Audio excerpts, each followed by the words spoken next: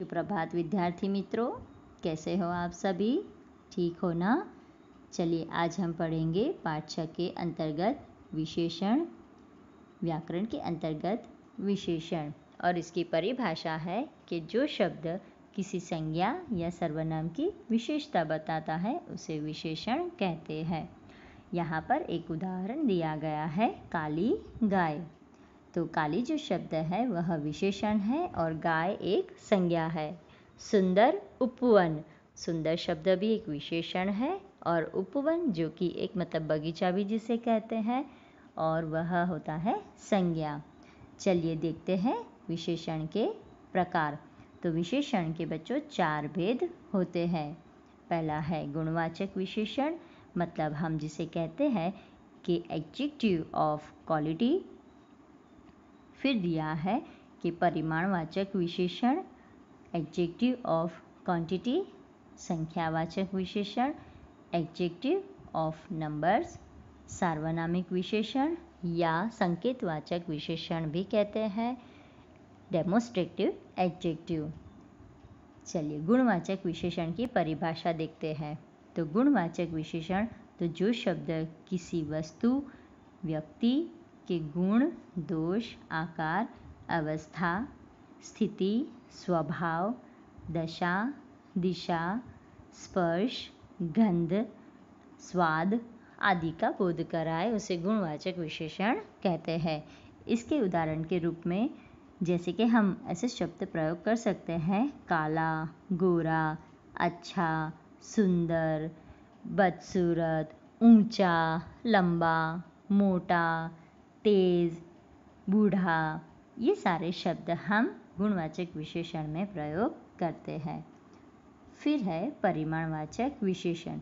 तो वह विशेषण जो अपने विशेष्यों की निश्चित या अनिश्चित मात्रा का बोध कराते हैं, मतलब इसमें नाप, तोल आदि वस्तु का बोध कराते हैं। वह कुछ निश्चित मात्रा में होती है, कुछ अनिश्चित मात्रा में होती है, उसे परिमाणवाचक विशेषण कहते हैं।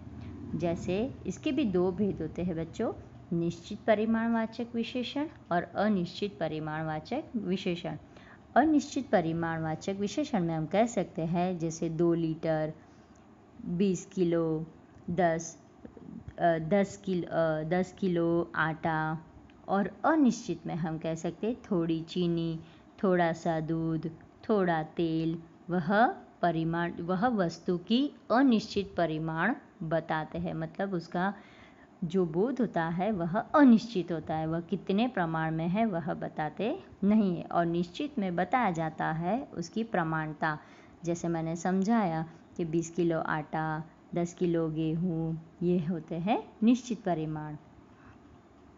आइए अब देखते हैं निश्चित परिमाण की परिभाषा। तो जहाँ नाप होता है, तोल या माप निश्चित होता है, जैसे कि 1 किलो दाल, 2 मीटर कपड़ा। और अनिश्चित में होता है कि जहाँ नाप, तोल या माप जो होता है वह अनिश्चित होता है, जैसे कि कुछ पैसे होते हैं। इस तरह से देख सकते। संख्यावाचक विशेषण। तो संख्या के संबंधी विशेषता बताने वाले शब्दों को संख्यावाचक विशेषण कहते हैं। तो बच्चों इसके भी 2 प्रकार होते हैं, उपभेद जिसे कहा जाता है, निश्चित संख्यावाचक विशेषण और अनिश्चित संख्यावाचक विशेषण। निश्चित में हम कह सकते हैं जैसे 10 रुपये, 2 किलो आलू।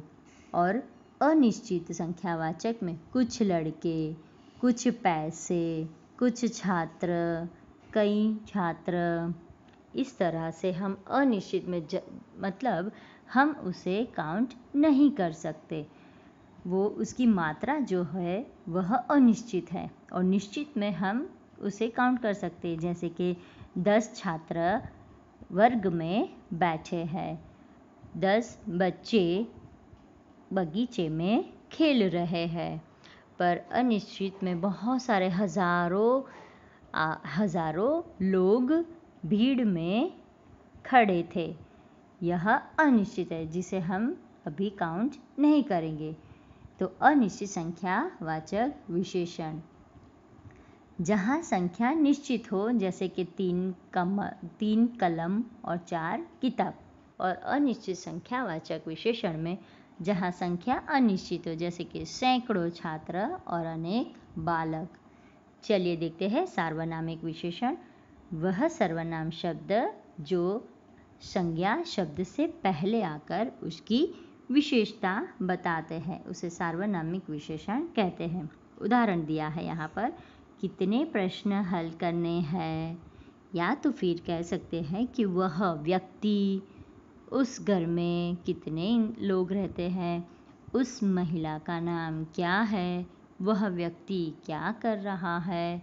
तो मतलब कहने का अर्थ है कि सर्वनाम शब्द संज्ञा से पहले आता है और उसकी विशेषता बताते हैं, उसे सार्वनामिक विशेषण कहते हैं।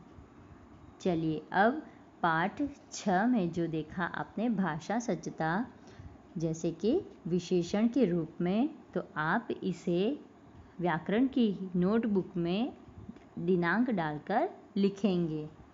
सूरत ऐतिहासिक नगर है, परिश्रमी छात्र कभी असफल नहीं रहता, हमने बाजार से 2 लीटर दूध खरीदा, छात्रालय में 20 छात्र हैं और वे लड़के खेल रहे हैं। तो देखिए जो गाढ़े शब्द हैं उन्हें पढ़िए और यह विशेषण की परिभाषा को याद कीजिए। इसके बाद है पेज नंबर 42 पर विशेषण और उसके प्रकार मैंने समझाए हैं और यहाँ पर उसके उत्तर भी मैंने दिए हैं। ओम चतु लड़का है गुणवाचक विशेषण, तो इसको भी आप हिंदी की व्याकरण की नोटबुक में लिखिए। इसके बाद आपको गृह कार्य में करना है, विशेषणों का 3 प्रकार से वाक्य में उपयोग कीजिए, मतलब इसे वाक्य में प्रयोग कीजिए। तो बच्चों विशेषण आपको समझ में आया होगा और उसके प्रकार भी आपको समझ में आए होंगे। तो आज आपका गृह कार्य पूर्ण कीजिए, अगले तास में मिलेंगे। तब तक घर पर रहिए, सुरक्षित रहिए। धन्यवाद।